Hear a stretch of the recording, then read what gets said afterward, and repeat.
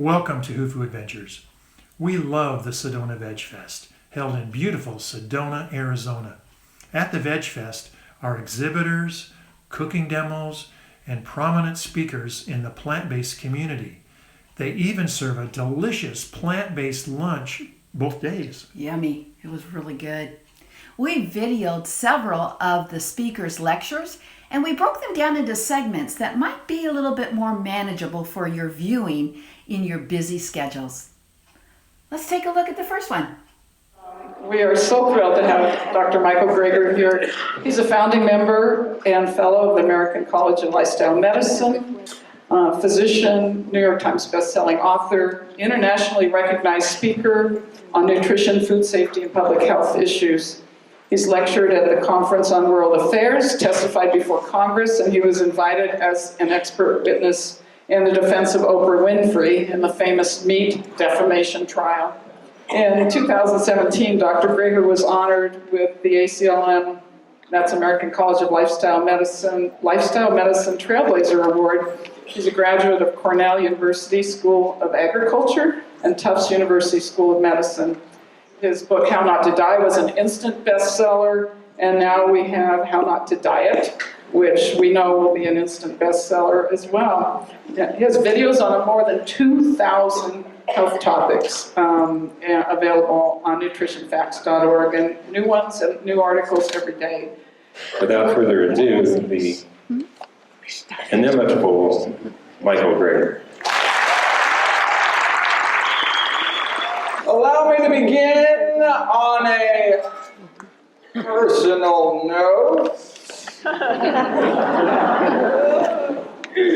This is a picture of me taken around the time that my grandmother was diagnosed with end-stage heart disease and sent home to die. She already had so many bypass surgeries and basically run out of plumbing at some point, confined in a wheelchair, crushing chest pain, her life was over at age 65. They heard about this guy, Nathan Pritikin, one of our early lifestyle medicine pioneers, and what happened next is actually detailed in Pritikin's biography. My grandma was one of the death's door people. Frances Greger, my grandmother, arrived at one of Pritikin's early sessions in a wheelchair. Mrs. Greger had heart disease, angina, claudication, her condition so bad she could no longer walk without great pain in her chest and legs. More than 3 weeks, though, she's not only out of her wheelchair, she was walking 10 miles a day. There's a picture of my grandma at her grandson's wedding 15 years after doctors had abandoned her to die. She was given a medical death sentence at age 65, but thanks to a healthy diet, was able to enjoy another 31 years on this planet till age 96.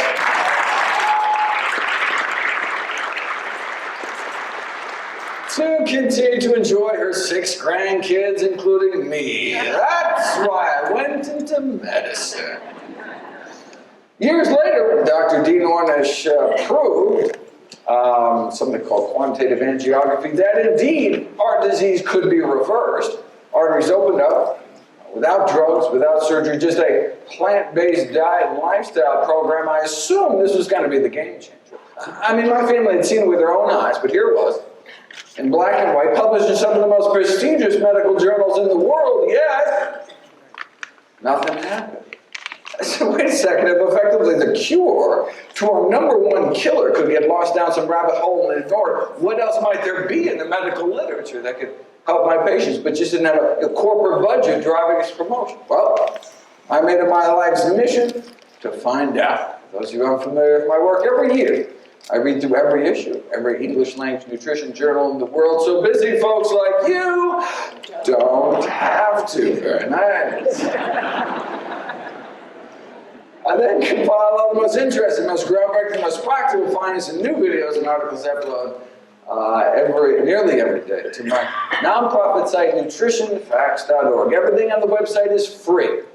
No ads, no corporate sponsorship, strictly non-commercial, not selling anything, just put it up as a public service, as a labor of love, as a tribute to my grandmother. New videos and articles nearly every day, and the latest in evidence-based nutrition What a concept.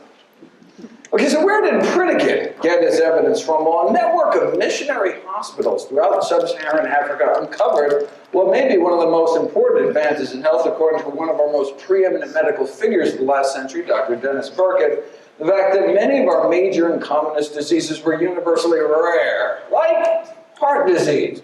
In the African population of Uganda, for example, coronary artery disease was practically non-existent. Wait a second.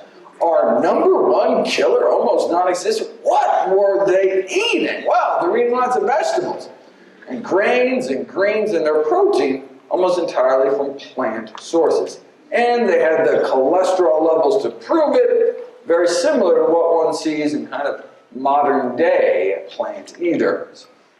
So wait a second, maybe they were just dying early from something else, never lived long enough to get heart disease.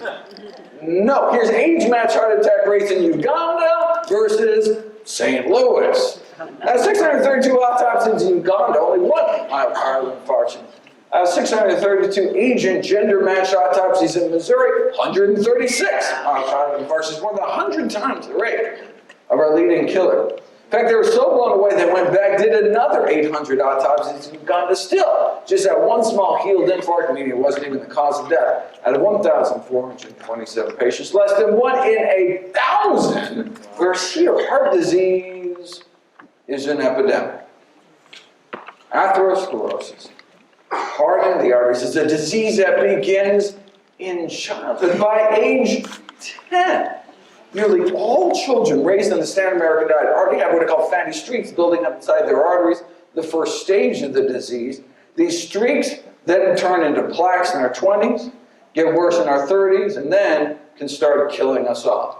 In our heart, it's called a heart attack. In our brain, the same disease process can cause a stroke. So if there's anyone here this morning older than age 10, then the question is not whether or not you want to eat healthy to prevent heart disease. It's whether you want to reverse the heart disease you likely already have, whether you know it or not. But is that even possible?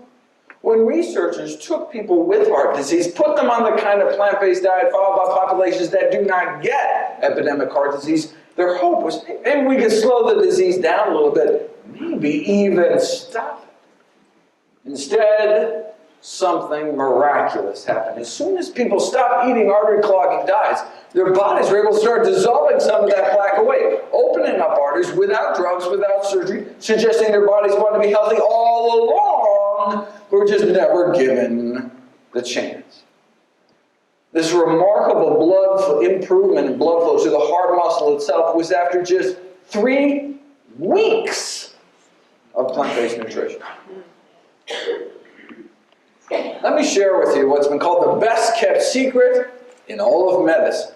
The best-kept secret in medicine is that sometimes under the right conditions, the body can actually heal itself. You know, if you whack your shin really hard on a coffee table, it can get all red, hot, painful, swollen, inflamed, but will heal naturally if you just stand back and let your body work its magic. What if you whack your shin in the same place day after day? In fact, 3 times a day, breakfast, lunch, and dinner. It never heals. You go to your doctor and be like, oh, my shin hurts. They'd be like, no problem. Whip out their pad, right, prescription for painkillers. You're still whacking your shin 3 times a day, still really hurts like heck, but it all feels so much better with those pain pills on board. Thank heavens for modern medicine. Our body wants to come back to health if we let it. But if we keep re-damaging ourselves 3 times a day, we may never heal. It's like smoking. One of the most amazing things I learned in all my medical training was that within about 15 years of stopping smoking, your lung cancer risk approaches that of a lifelong non-smoker. Amazing. Like your lungs can clear out all that tar, and eventually it's almost as if you never started smoking at all. And every morning of our smoking life, that healing process starts until, wham, first cigarette of the day. Re-injuring your lungs with every puff, just like you can re-injure your arteries with every bite, when all we had to do all along, the miracle cure, is just stand back. Get out of the way. stop re-injuring ourselves, and allow our body's natural healing processes to bring us back towards health. The human body is a self-healing machine. Sure, you can choose moderation. Hit yourself with a smaller hammer. But why beat yourself up at all? This is nothing new. American Heart Journal, 1977, cases like Mr. F.W. here, heart disease so bad, couldn't even make it to the mailbox. Started eating healthier. A few months later, he was climbing mountains, no pain. Right. Now, there are these fancy new classes of anti-angina drugs on the market. Now, it costs thousands of dollars a year, but hey, at the highest dose, may be able to extend exercise duration as long as 33 and a half seconds. Does not look like those choosing the drug route are going to be climbing mountains anytime soon. See, plant-based diets aren't just safer and cheaper, they can work better because you're treating the underlying cause of the disease. There's only one diet that's ever been proven to reverse heart disease in the majority of patients, a plant-based diet. So, anytime someone tries to sell you on some new diet, do me a favor, ask them one simple question. Wait a second. Has this new diet been proven to reverse heart disease? The number one reason me and all my loved ones will die? I mean, if the answer is no, why would you even consider it? If that's all a plant-based diet could do, reverse the number one killer of men and women, shouldn't that kind of be the default diet to prove otherwise? And the fact that it can also be so effective in preventing, arresting, reversing other leading killers like type 2 diabetes or high blood pressure would seem to make the case for plant-based eating simply overwhelming. When Dr. Kim Williams became president of the American College of Cardiology, he was asked in an interview why he himself follows the same diet he recommends to all his patients, a strictly plant-based diet. "I don't mind dying," Dr. Williams replied.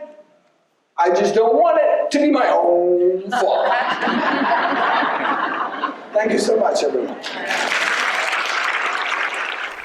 Thanks for watching. Don't forget to subscribe for more videos from the Sedona Vegfest 2020.